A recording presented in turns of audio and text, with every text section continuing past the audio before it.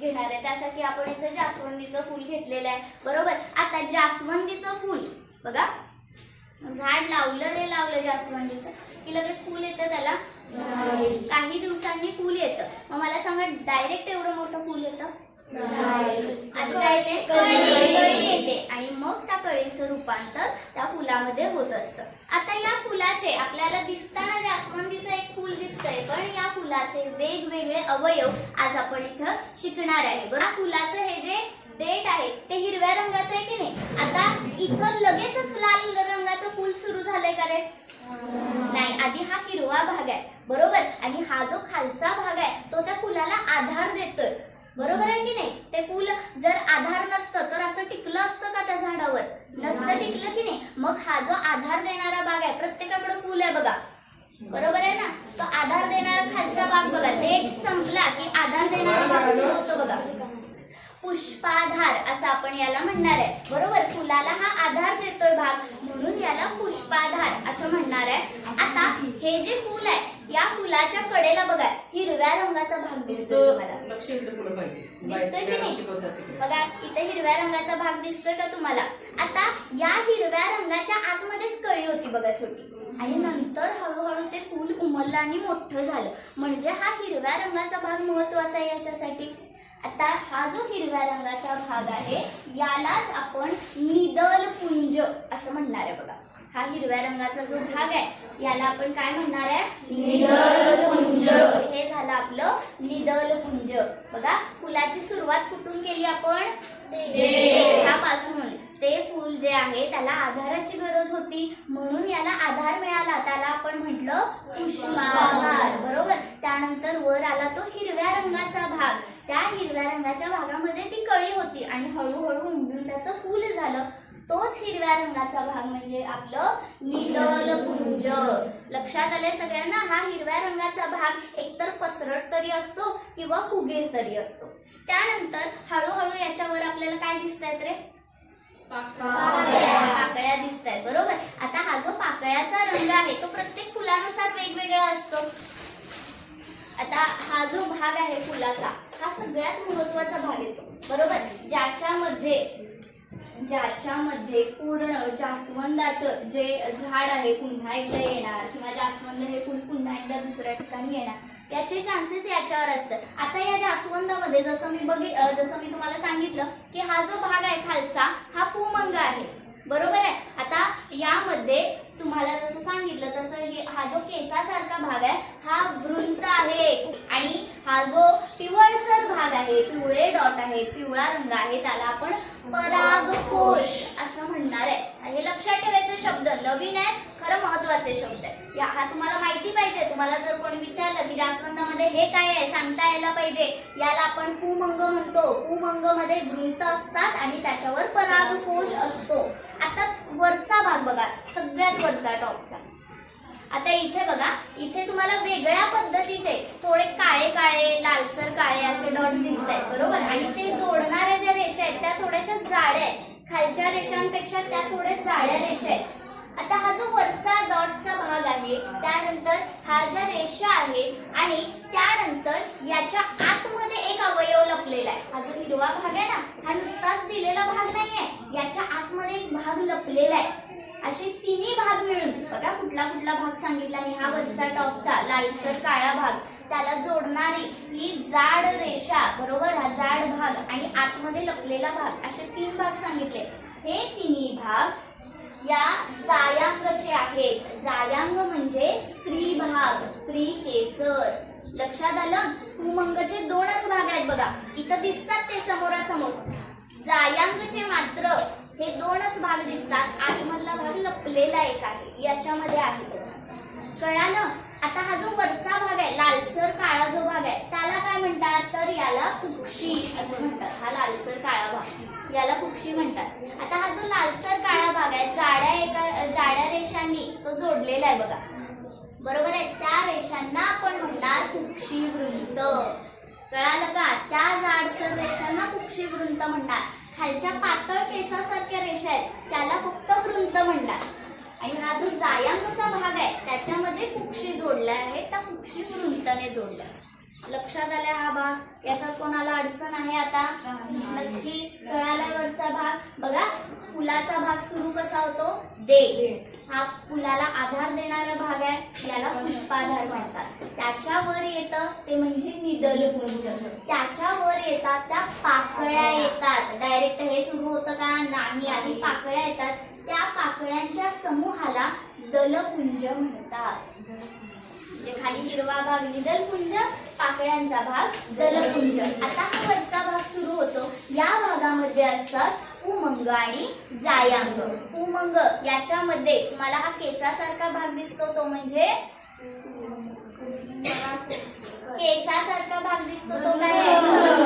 आणि पिवळसर भाग दिसतोय तो परागकोश. लक्षात ठेवायचं. त्यानंतर वरचा जायांगचा भाग बघूया. जायांगच्या भागामध्ये लालसर काळे डॉट दिसतात, त्याला हा लालसर काळे डॉट जे आहे ते रेषांनी जोडलेले आहेत, त्याला म्हणणार शिरवंत. आणि याच्यामध्ये लपलेला जो भाग आहे याला आपण म्हणणार आहे अंडाशय. बघा म्हणजे बाळ जन्मण्याची जी प्रक्रिया जशी आईच्या पोटात होते, बरोबर आहे ना, बाळाच्या वाढीची प्रक्रिया जशी आईच्या पोटामध्ये होत असते तशीच या जास्वंदाची सुद्धा प्रक्रिया यामध्ये होत असते. हे त्याचं थोडक्यात आपण असं म्हणूया की बाळ होण्याची जी प्रक्रिया आहे ती इथं होतीये त्याची.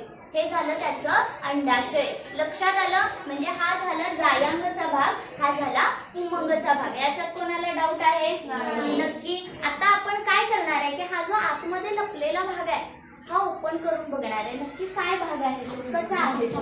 ठीक आहे. याच्यासाठी तुम्हाला काय करायचं आहे तर या ज्या पाकळ्या आहेत या पाकळ्या हळूहळू काढायच्या. या पाकळ्या आणि हा जो हिरवा भाग आहे तो पण निघाला पाहिजे. बघा त्याच्यासोबत आहे. बघा मी कसा काढलाय. हिरवा भाग पण त्याच्यासोबत काढलाय. व्यवस्थित काढून घ्या. हे बघा हा हिरवा भाग पण त्याच्यासोबत मी काढलेला आहे. बघा हे बघा पाकळ्या पण काढले, हा हिरवा भाग पण काढले. इथं आतमध्ये प्रत्येकाने जर काढला तर प्रत्येकाला पांढरा भाग दिसेल. बघा पांढरा भाग दिसत असेल. आता तोच पांढरा भाग म्हणजे जायांगचा भाग अंडाशय. आता लक्षात ठेवायचं नेहमी हा पुमंगचा भाग आणि हा जायांगचा भाग. पुमंगचा भाग खाली आहे, जायांगचा भाग वर आहे, बरोबर.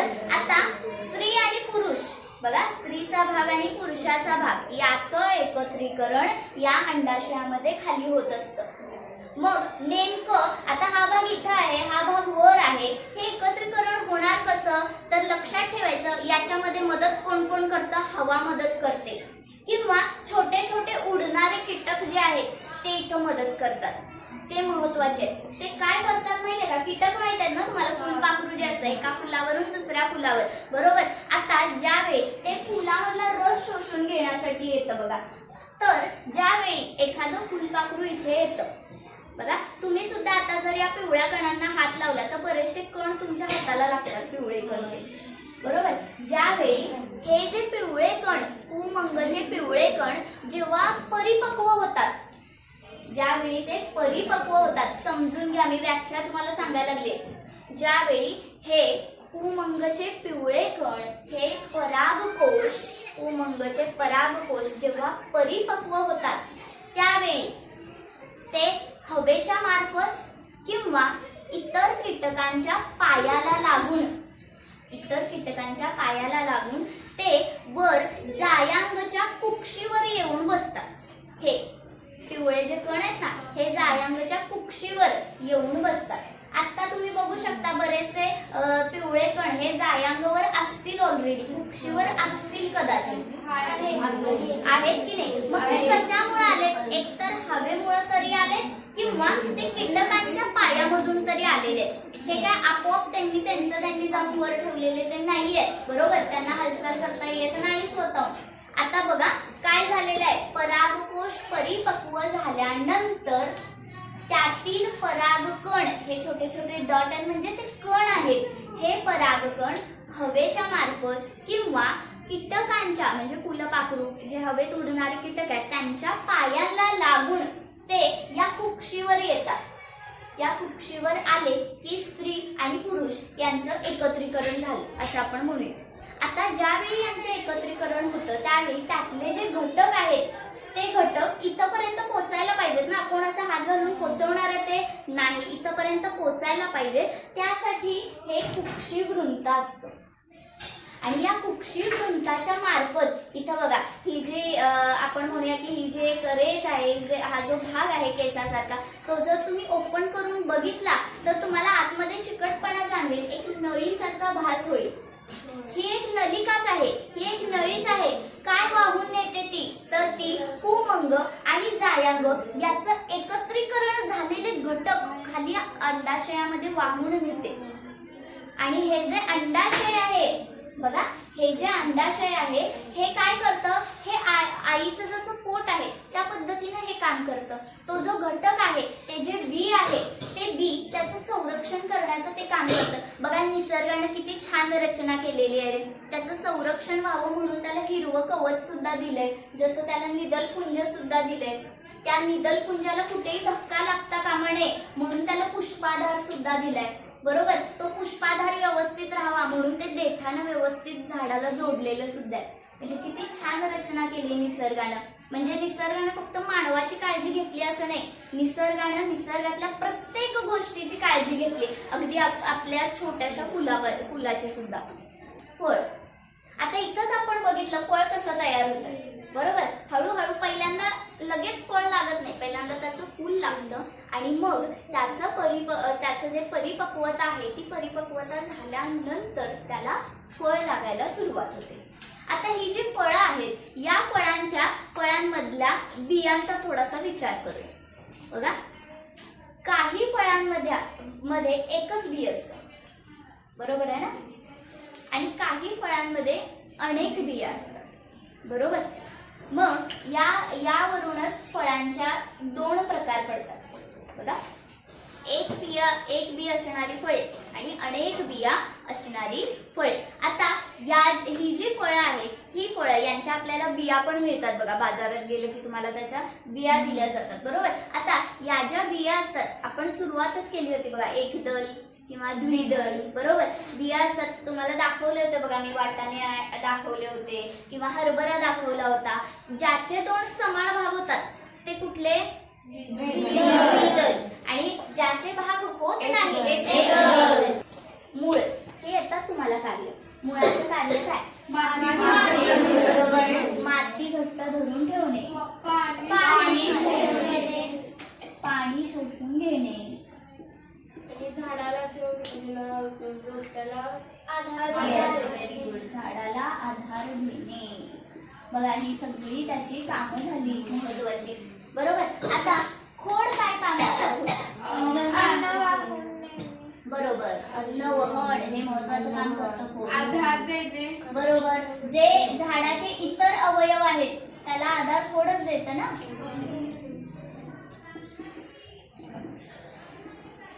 अन्न साठा सुद्धा करू शकतो बघा, ते अन्न साठा सुद्धा करतो, अन्न वहन, काही ठिकाणी अन्न निर्मिती सुद्धा खोड करतं, हे आपण बघितलंय. आता त्यानंतर बघूयात पान काय काम करतं. सगळ्यात महत्वाचं काम पान करत असतं, अन्न निर्मिती हे काम करतं पान. बरोबर, त्यानंतर फूल काय काम करतं, आता शिकलो आपण. बरोबर, फुलापासून काय कशाची निर्मिती होते, फळाची होत असते. आणि फक्त फळाची निर्मिती करण्याचं काम हे करतं का, बघा, आणि काय काम करतं, याचं अजून एक महत्वाचं काम आहे. ही जी मी प्रक्रिया सांगितली ना, याला मी नावच तुम्हाला सांगितलं नाही, या प्रक्रियेचं नाव आहे परागीभवन. या सगळ्या प्रक्रियेला म्हणतात परागीभवन, आणि हे फूल परागीभवनाचं काम करते.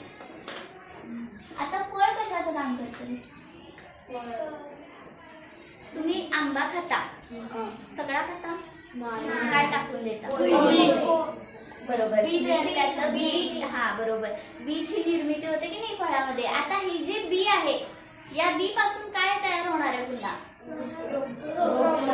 पुन्हा रोपट, पुन्हा नवीन झाडाची निर्मिती. म्हणजे फळ बघा किती महत्वाचं आहे. हे जर फळच लागलं नसतं तर पुन्हा नव्याने निर्मिती झाली असती का, नसती झाली. म्हणजे फळ काय करतं, एकदा पुनर्निर्मिती. कशाची पुनर्निर्मिती, वनस्पतींची झाडांची पुनर्निर्मिती करण्याचं काम हे कोड करत असतं.